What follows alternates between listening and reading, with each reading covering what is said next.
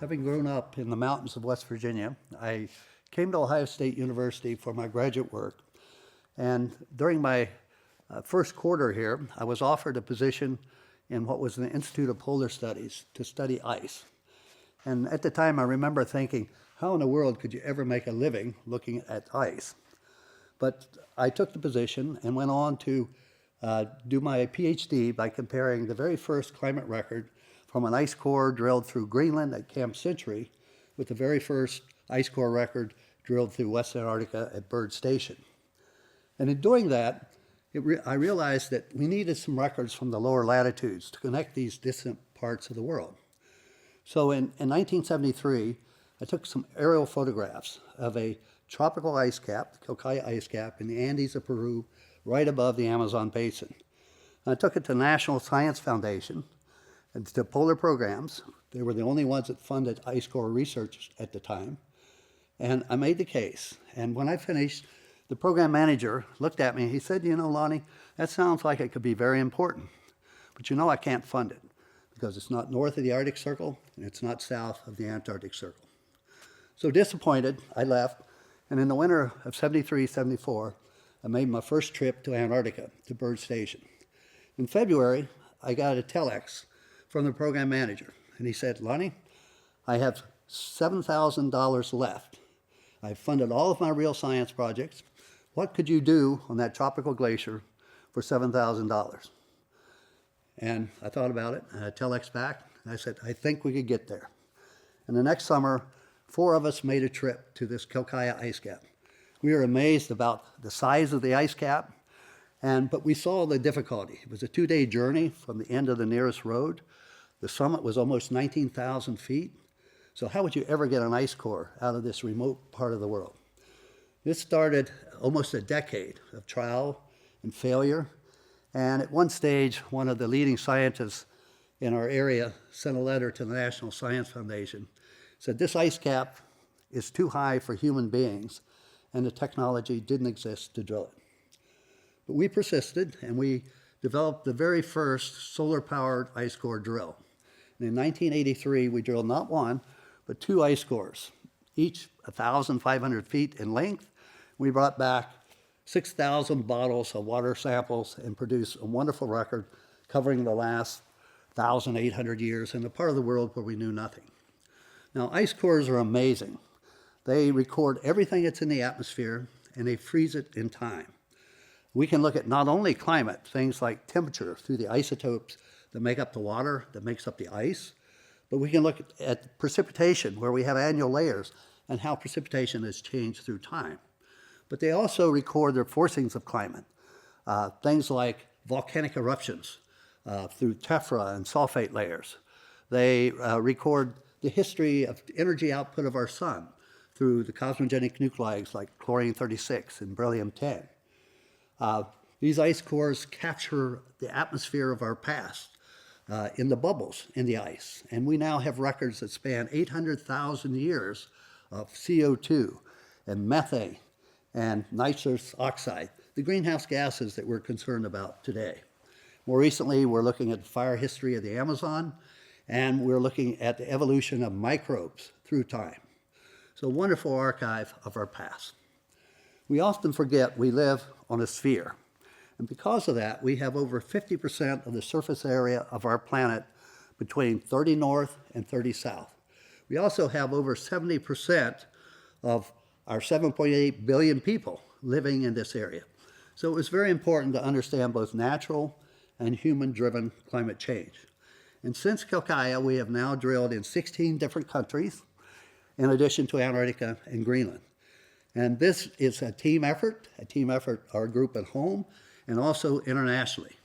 And it could not be done without international collaboration. The other challenge we had was, how do you get the ice cores back and keep them frozen when you bring them out of the tropics? And we developed a technology to do that. Every country is different, but if you're drilling in the Himalayas, you start out above 22,000 feet, you can use Sherpas and porters to carry the cores. But when you get down to the margin, you're still 4,000 feet from the Tibetan Plateau where you can bring in a freezer truck. So you have to use local transportation. If you're in the Himalayas, these are yaks. and these are special insulated boxes. The cores go down to the freezer truck. They have to be transported from the other side of the world to the Byrd Polar Climate Research Center. There we have freezers where we have over 4.5 miles of ice at 30 degrees, minus 30 degrees Fahrenheit. And we have cores now in this collection from glaciers that no longer exist in the natural world.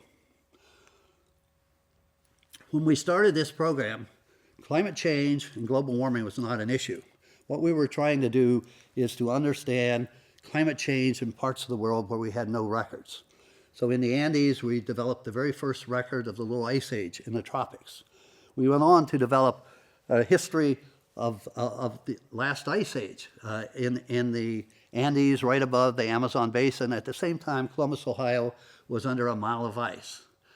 And in the Himalayas, we were able to develop a history of monsoon failures long before people were there to record these.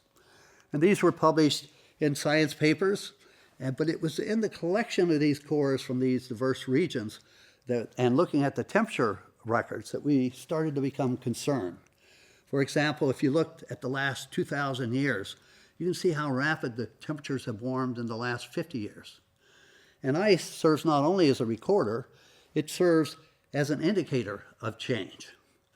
On the left here, you can see Koikalis Glacier. This is the largest outlet glacier coming off the Quelccaya ice cap. This is what it looked like in 1978. 40 years later, this is what it looks like.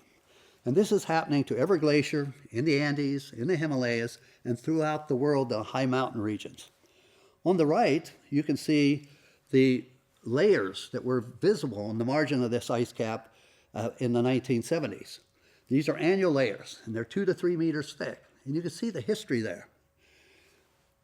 22 years later, this is what that same place looks like.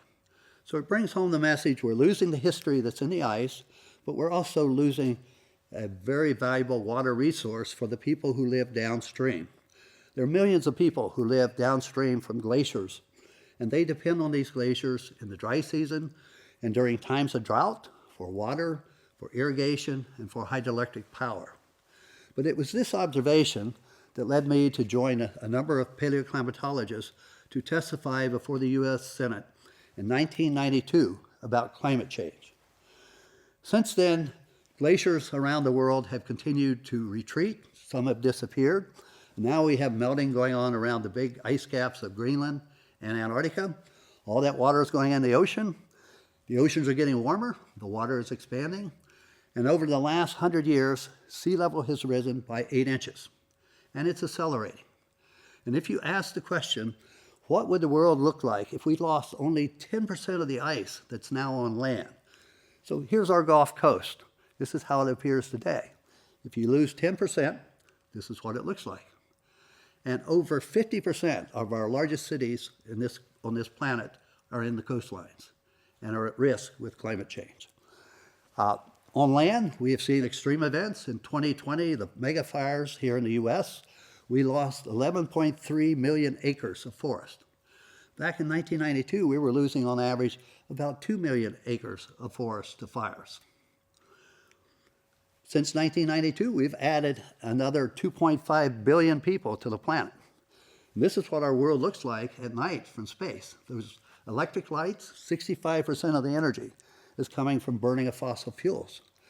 But what is really challenging is what the world is projected to look like in less than 10 years. And the question is, where will that energy come from?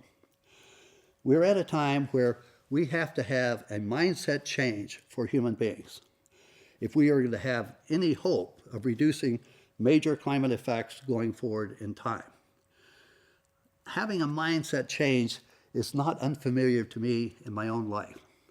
Over 20 years ago, I was diagnosed with exercise-induced asthma, which made it difficult for me to breathe and operate on these mountaintops. But there was medicine for that. And for 20 years, I ran, followed my passion. But then shortness of breath got worse, coughing, so I sought medical help again. This time, I was told I had congestive heart failure. And going forward, I had one choice and one choice only, and that was to get a heart transplant. And I thought about that, I said, no, I fought it for 2 years. It's got to be the asthma. And, oh, by the way, I'm getting older. It's harder to climb the high elevation. But 2 years later, I was drilling in the Alps. Couldn't walk from my tent to the drill site.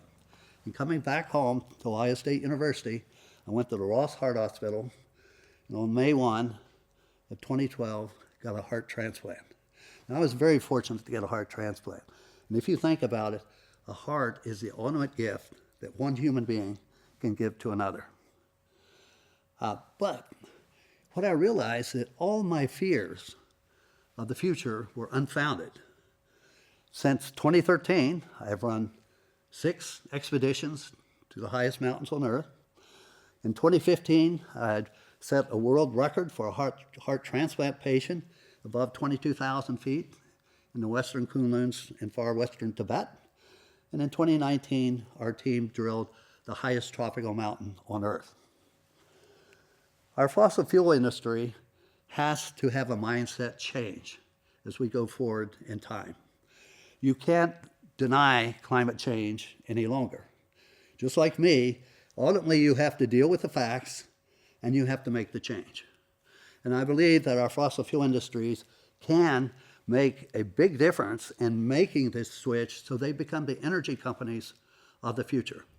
We're very fortunate to live in a time where we now have technologies that have produced alternative energies like solar and wind that are now per megawatt hour cheaper than many of our fossil fuels. We've also made great strides in electric cars and batteries for those cars. And yes, we have a long ways to go. But everything is impossible until it becomes possible. If we've learned anything from our International Space Program, is that our planet is unusual in the universe. And as we go forward in the 21st century, we have 2 major challenges. One is how to get along with each other on this planet. That's been with us for a very long time. But the other is how to get along with our planet so life as we know it is sustainable as we go forward in time. For climate change, nature is the timekeeper. And unfortunately, none of us know how much time we have to make this change. It's already too late for most of the mountain glaciers, but it's not too late for us. If we work together, both nationally and internationally, and we act now. Thank you.